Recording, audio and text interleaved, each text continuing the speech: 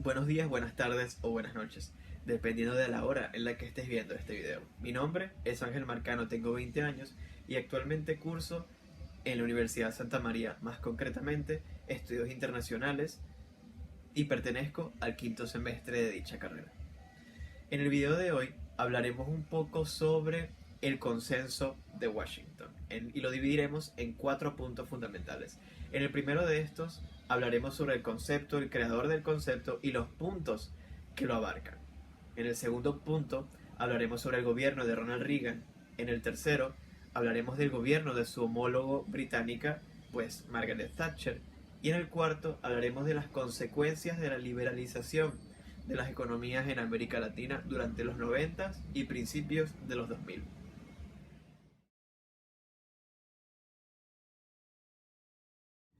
Para discutir un poco sobre el desarrollo del concepto es necesario mencionar a su creador, pues, el economista John Williamson, quien en 1989 acuñó por primera vez dicho término. Según su obra, Williamson confiesa que, por supuesto, según su criterio, son tres los actores fundamentales en la concepción, pues, de dicho consenso: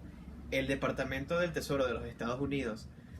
el Banco Mundial y el Fondo Monetario Internacional. Estos tres organismos internacionales, estos dos organismos internacionales y el Tesoro norteamericano, establecen, pues,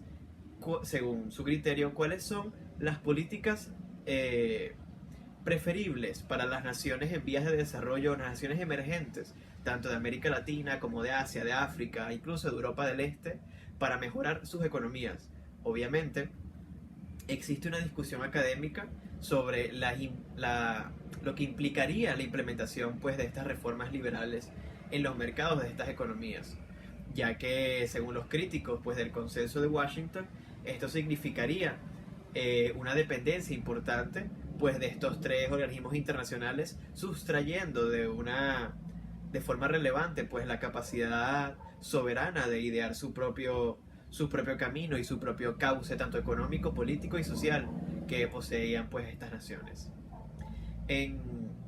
lo que respecta al consenso de Washington, pues, son varios puntos importantes, algunos más importantes y otros menos importantes, en los cuales se debate y se discute cuáles son las reformas del mercado que deben tomar estas economías para ajustarse al sistema económico o al sistema monetario internacional. Algunas de estas, pues, llevan la privatización de empresas estatales, la desregulación de los sistemas financieros de dichas naciones, la cancelación o la sustracción, pues, de los aranceles, tanto de importación como de exportación, la, la capacidad de inmiscuirse en los asuntos económicos, pues, de las naciones que ejerzan la inversión económica, inversión extranjera directa en estas naciones, la reforma tributaria en estos estados, la cual consistía, por supuesto, en el rebajo de los impuestos a los más adinerados de la nación, pero el aumento de la base impositiva a nivel general. Y sí, estos eran los principales puntos que consideraban que sí, que formaban, pues, el consenso de Washington en su momento, según, por supuesto, lo establecido por el economista John Williams. A funciones de este segundo punto, pues, estudiará un poco más a profundidad lo que fue el gobierno estadounidense, el gobierno de Ronald Reagan, que tuvo una duración de 8 años, desde 1981 hasta 1988, y fue, por supuesto, el principal impulsor del consenso de Washington y los puntos establecidos en él. En cuanto a política exterior, la verdad es que Ronald Reagan tuvo una política exterior bastante firme a lo largo de toda su administración, de sus dos administraciones. Se basó con una política firme y transversal, la cual se basaba en un ferviente anticomunismo y en, por supuesto, intentar anteponerse ante la Unión Soviética para convertirse así en la única potencia hegemónica, pues, en el sistema internacional. Luego, a pesar de, obviamente, su ideología, si se quiere, neoconservadora, tanto en lo social como en lo político, en lo económico, El gobierno de Ronald Reagan sí obtuvo unas victorias que fueron celebradas en el sistema internacional, ya que antes de disolverse la Unión Soviética logró un acuerdo importantísimo para reducir la cantidad de armas nucleares o de ojivas nucleares existentes en los arsenales de estas dos naciones. Si bien es cierto que redujo la cantidad de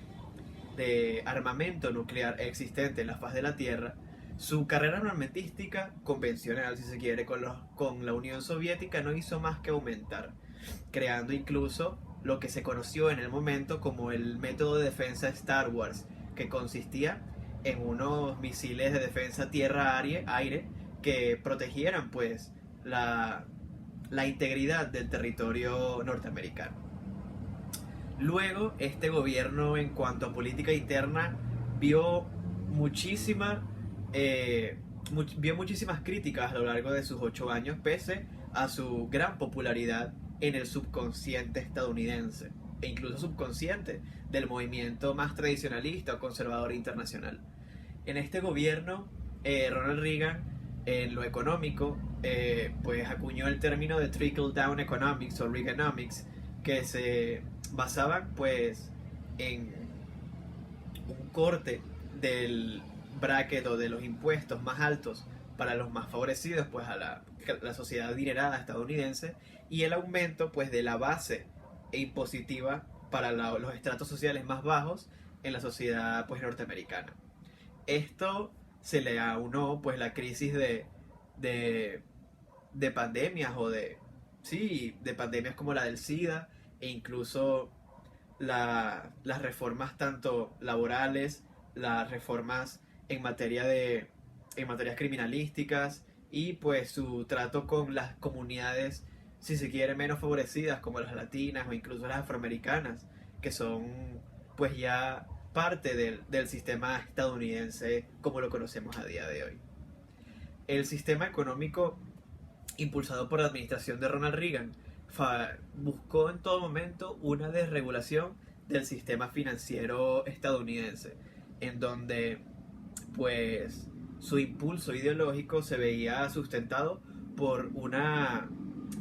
retracción importante de las autoridades del gobierno para delimitar un poco la capacidad de obrar de las empresas y de los bancos de inversión y de los bancos tradicionales en el sistema estadounidense.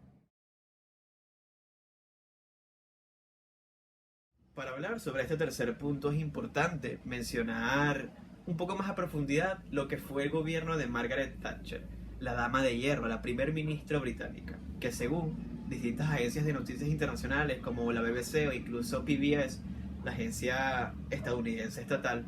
ella fue considerada como la pareja de baile de Ronald Reagan durante la década de los 80.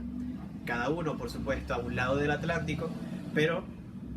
estas figuras occidentales importantísimas para el momento y en la historia en general sentaron una base de, si se quiere, un trabajo de cooperación para aumentar o hacer cumplir la agenda neoliberal del consenso de Washington durante la década de los 80. El gobierno de Margaret Thatcher se vio con muchas críticas desde el día 1, en gran parte debido a las políticas locales que implementó. Estas consistieron, por supuesto, en la privatización de empresas estatales, en la reforma de los sindicatos y en un corte importante, al cercenar prácticamente los derechos laborales que gozaba la sociedad británica en el momento, al igual que fue la cara pues de la liberalización de los mercados británicos, tanto los financieros como la bolsa de Londres, al igual que la reducción pues de gasto en servicios sociales, que significaron un desfalco total, por lo menos de servicios públicos importantísimos como las oficinas postales, el NHS, que es el National Health Service, que vendría siendo como el servicio público que ofrece el Estado pues de beneficios sociales relacionados con el área de la salud. Si bien es cierto que las reformas tanto impositivas económicas, sociales, culturales, etcétera, que llevó a cabo el gobierno conservador de Margaret Thatcher fueron bastante impopulares, la única baza que logró salvar la administración Thatcher fue su política exterior, y en este caso la guerra de Malvinas, la cual catapultó por las nubes los niveles pues de popularidad de la mandamás británica, haciendo que, que su administración perdurase en el tiempo, en donde en la guerra de Malvinas fue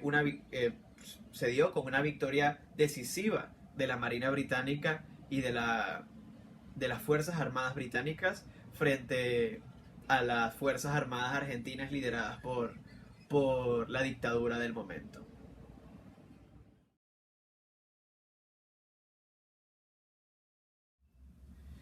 Ahora, hablando un poco sobre el cuarto y último punto, es necesario mencionar la liberalización que vivió Latinoamérica en general durante finales de la década de los 80, la totalidad de los 90 y principios de la década del 2000 en el nuevo milenio.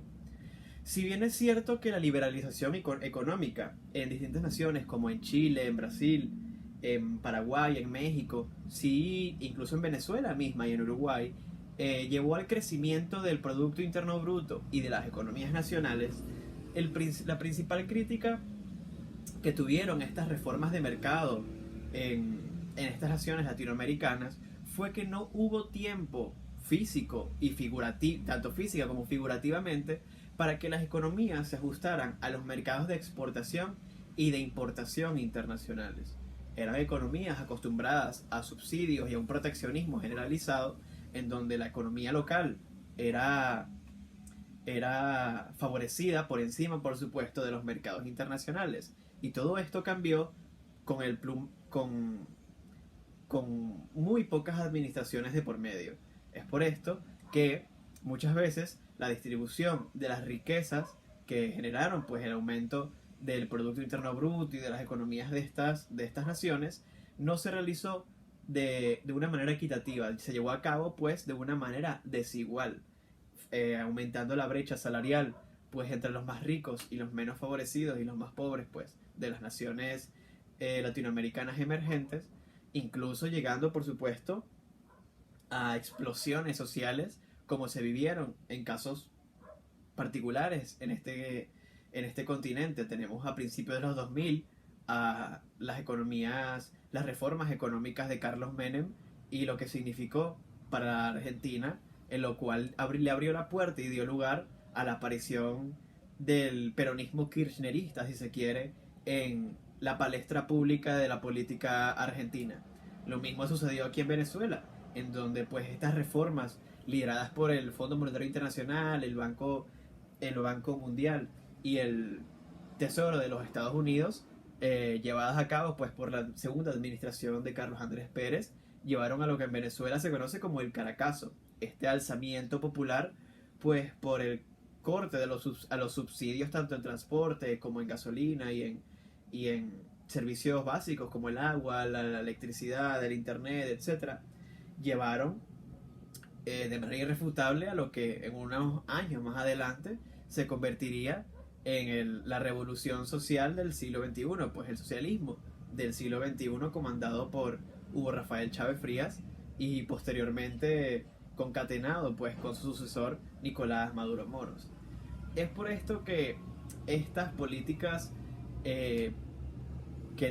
liberan los mercados internos de estas naciones y los abren, por supuesto, hacia los mercados internacionales, deben ser tomadas por pinzas y deben ser analizadas caso por caso. ¿Por qué? Porque cada una de estas economías es única en su incepción y en su desarrollo. Es por esto que uno no le cierra la puerta totalmente a esta clase de políticas